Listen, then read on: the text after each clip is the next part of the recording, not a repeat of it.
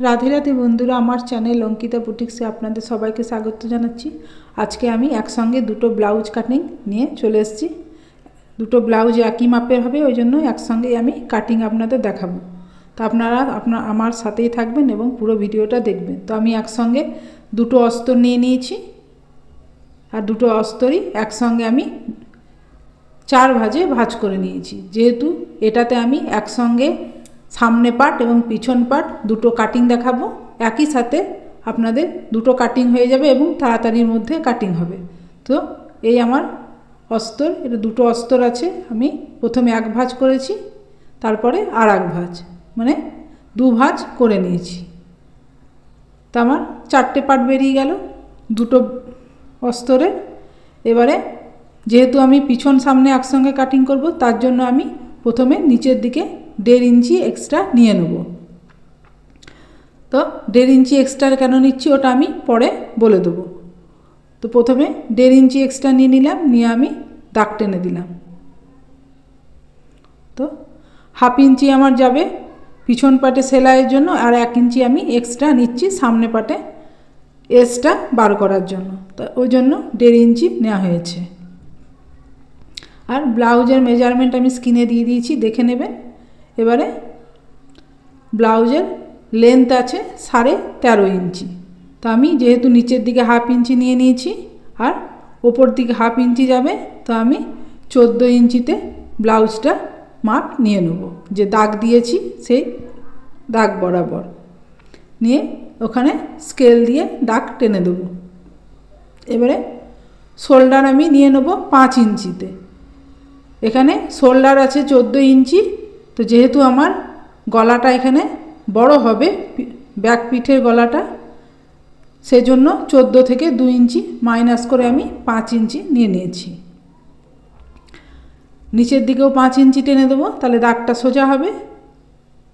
নিয়ে এবারে শোল্ডারের আর্ম হোলসের মাপ নিয়ে নেবো আমি 5.5 ইঞ্চিতে, এবং আর্ম হোলসের যে গোলাই আছে সেটা আমার 15 ইঞ্চি আছে, ওই জন্য আমি এখানে 5.5 ইঞ্চি নিয়ে নিলাম। আমার 5.5 ইঞ্চি নিলে আর্ম হোলসের গোলাইটা চলে আসবে। আর চেস্ট আছে 33 ইঞ্চি, তো 33-এর 1/4 করে দেবো, তো 8.25 ইঞ্চি হয়ে যাবে। সেখানে পয়েন্ট করে দিলাম। আর এদিকে আমি যে গোলাইটা দেবো 1 ইঞ্চি 2 সুতোতে দিলাম। আর লম্বাটা যে 5.5 ইঞ্চি নিয়েছি তার হাফ করে নিয়ে আমি গোলাই শেপটা সেখান থেকে দিয়ে দিলাম। আর নিচের দিকে 2 সুত মতন আমি ডাউনে দিলাম। আপনারা যদি হাতে সাহায্যে দাগ দিতে পারবেন ভালো, নয়তো স্কেলটার সাহায্যেও আপনারা দাগ দিয়ে দিতে পারবেন। যারা নতুন হাতে সেলাই করবেন তাদের একটু অসুবিধা হবে দাগগুলো দিতে, ওই জন্য স্কেলটা ইউজ করতে পারবেন। কোমর আছে 7 ইঞ্চি, 7 ইঞ্চি নিলাম। আর 1 ইঞ্চি এক্সট্রা নিয়ে ট্যাকিং যেহেতু পেছনে যাবে, নিয়ে 8 ইঞ্চি নিয়ে নিলাম। আর এদিকে 2 ইঞ্চি মতন এক্সট্রা নিয়ে নিয়েছি, নিয়ে এক্সট্রা লাইনটাও টেনে দিলাম, আর ফিটিংস লাইন যেটা আছে সেটাও টেনে দিলাম। এবারে এটা হয়ে গেল আমার পিছনের মাপটা। তো আমি যেহেতু এখানে একসঙ্গে দুটো পার্ট কাটিং আপনাদের দেখাচ্ছি, ওই জন্য আমি সামনে পার্টেরটা দেখাচ্ছি। তো গলা এখান থেকে নিয়ে নিলাম 2 ইঞ্চি, আর সামনে পার্টের গলার লেন্থ নিয়েছি 6 ইঞ্চি। নিয়ে ওপরেও 2 ইঞ্চি নিয়েছি, নিচেও 2 ইঞ্চি নিয়ে একটা বক্স করে দিলাম। তারপরে ওখানে গলাই শেপ দিয়ে দিলাম। এবারে আমি নিয়ে নেব এসের মাপটা। তো আমার নিচের থেকে আমি 12তে এসের মাপ নিয়ে নেব। নয়তো আপনারা ব্লাউজ থেকে যখন মাপ নেবেন তখন এভাবে ব্লাউজের এসের মাপটা শোল্ডারের যে সেলাইটা আছে সেখান থেকে ধরে নিয়ে একদম যে কটরির সঙ্গে শেষ হয়েছে সেখানে এভাবে টেনে নেবেন। তো এখান থেকে নিয়ে আমার 11 ইঞ্চি আসছে, আর দুদিকে 1/2 ইঞ্চি করে যাবে। তাহলে আমার এখান থেকে আমি 12 ইঞ্চি নিয়ে নিলাম, নিয়ে সেখানে পয়েন্ট করে দিলাম, নিয়ে সোজা দাগ টেনে দিলাম। আর যে আমি 12 ইঞ্চিতে নিয়েছি তার জন্য 1 ইঞ্চি ওপরে একটা দাগ দিলাম, এটাতে আমার এসের অংশটা বেরিয়ে যাচ্ছে। এবারে আমি কটরিটার মাপ বের করব। তো আমার যত এখানে চেস্ট আছে 8.25 ইঞ্চি, সেটাকে 3 ভাগে ভাগ করে দেবো। তো 3 ভাগে ভাগ করে দিলে আমার চলে আসছে 3.25 ইঞ্চি করে।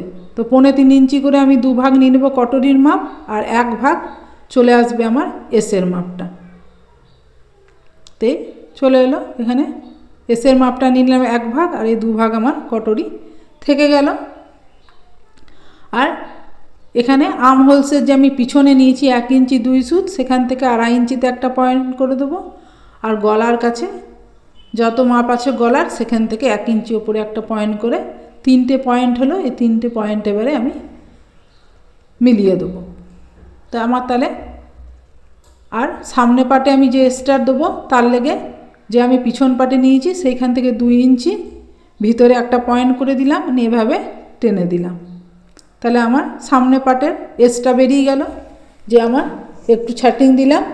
এবারে যে কটরির 1 ইঞ্চি নিয়েছি বেল্টের ওপর থেকে, সেখান থেকে আমি 4.25 ইঞ্চিতে নিয়ে নিলাম। 4.25 ইঞ্চির অর্ধেক করে মিডিল বার করে 1/2 ইঞ্চি নিচে ডাউন দিয়ে এখানে রাউন্ড শেপ দিয়ে দিলাম। আর এই কোনাকুনি যে অংশটা বেঁচে থাকলো, এটা আমার 3.25 ইঞ্চি বেঁচে থাকলো, সেইটা আমি স্কেল দিয়ে মিলিয়ে দেবো। তাহলে এটা আমার হুকের আইপট্টি হয়ে যাবে। তাহলে এই যে 3টে আমার কিন্তু এখানে বেরিয়ে গেল। কটরিটা বেরোলো, এসটা বেরোলো, আর বেলটা বেরোলো। এবারে আমি যে এখানে 1 ইঞ্চি বেশি 1.5 ইঞ্চি বেশি নিয়েছি, তো আমার 1 ইঞ্চি যাবে নিচের যে সামনে পাটে বেলটা নিয়েছি তার জন্য, আর 1/2 ইঞ্চি আমার পিছন পাটে যে দাগটা দিলাম ওটা 1/2 ইঞ্চি। তাহলে আমার টোটাল ওপর থেকে 14.5 ইঞ্চি চলে এলো। এবারে আমি এটা প্রথমে কাটিং করে নিচ্ছি। যে আমি পিছন পাটের মাপটা নিয়েছি সেই বরাবর আমি কাটিং করে নেব।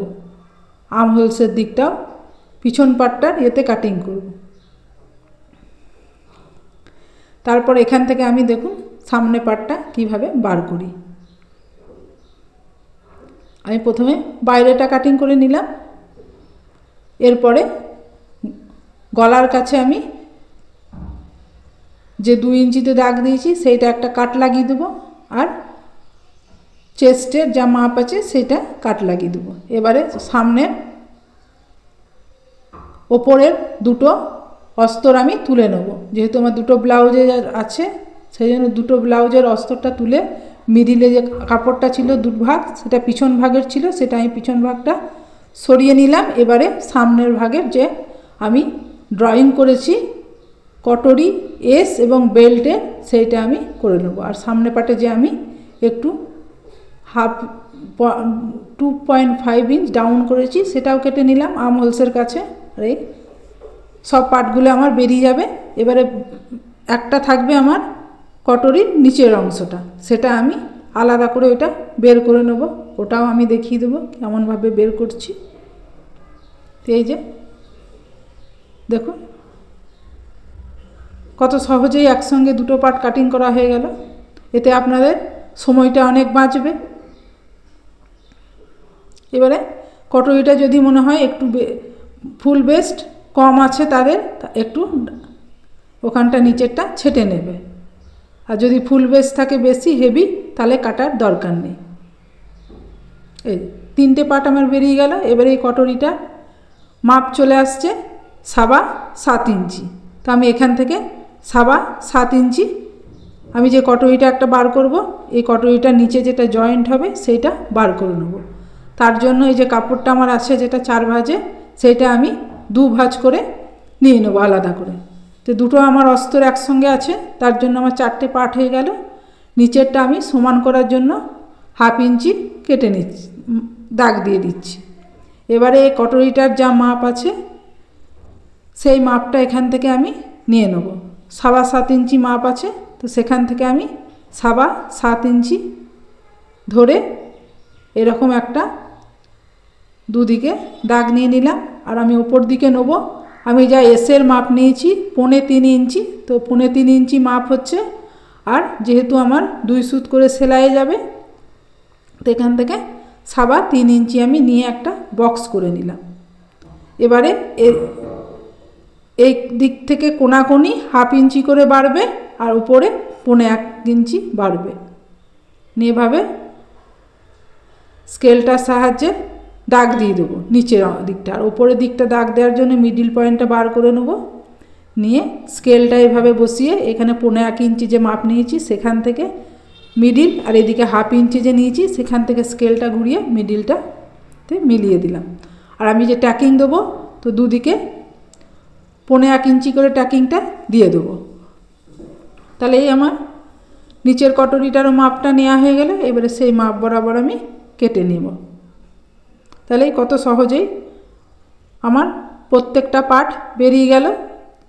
তো আমার ভিডিওটা যদি ভালো লেগে থাকে তাহলে অবশ্যই আমার ভিডিওটাতে লাইক করবেন এবং শেয়ার করে দেবেন, যাতে আরও অনেকে আমার এই কাটিংটা শিখতে পারে। আর যারা আমার চ্যানেলে নতুন আছেন তারা অবশ্যই আমার চ্যানেলটিকে সাবস্ক্রাইব করে দেবেন এবং পাশে থাকা বেল আইকনটিও প্রেস করে দেবেন, তাহলে আমি যখন নতুন নতুন ভিডিও দেবো আপনাদের কাছে পৌঁছে যাবে। এবারে পিছন পাটটা আমি নিয়ে নেবো, নিয়ে পিছন পাটটা আমি ওপর থেকে 14.5 মেপে নেবো। যেহেতু আমার 13.5 ম্যাপ ছিল তো 1 ইঞ্চি এক্সট্রা লাগে। এবারে যে 1 ইঞ্চিটা এক্সট্রাটা আছে নিচে, ওটা আমি সামনে পাটের জন্য যে 1.5 ইঞ্চি নিয়েছিলাম, তো 1 ইঞ্চিটা আমি এখানে কাটিং করে নিচ্ছি।